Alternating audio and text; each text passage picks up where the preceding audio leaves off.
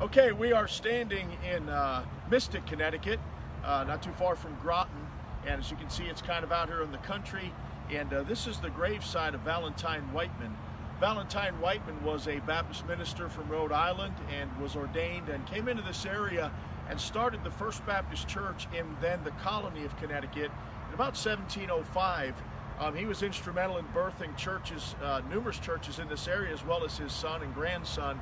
But Valentine would go on in about 1712 and gather some folks down in New York, which eventually would become the organized First Baptist Church of New York City, which the famous John Gunnow, the man that baptized Washington, would pastor, and then I.M. Haldeman, the great prophecy preacher of years gone by, would also pastor there and preach on the second coming for about 20 years during his ministry.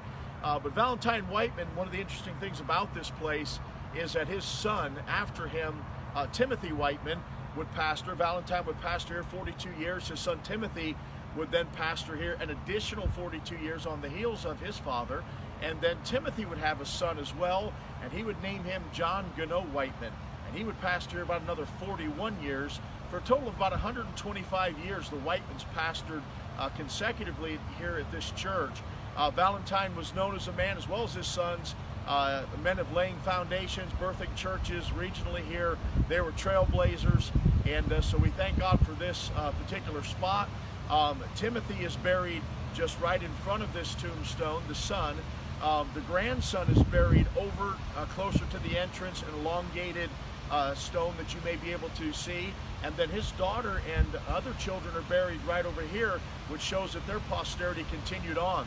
Another interesting thing about Valentine is, very quickly, his great-grandfather was Edward Wightman, the last Baptist martyr burned at the stake in Lichfield in England in 1612 by order of King James I. And then he married Susanna Holmes, Valentine did, the man that pastored and started his first church in Connecticut. Of course, Susanna was the granddaughter of the famed Obadiah Holmes, who was nearly beaten to death on the Boston Square for his Baptist faith.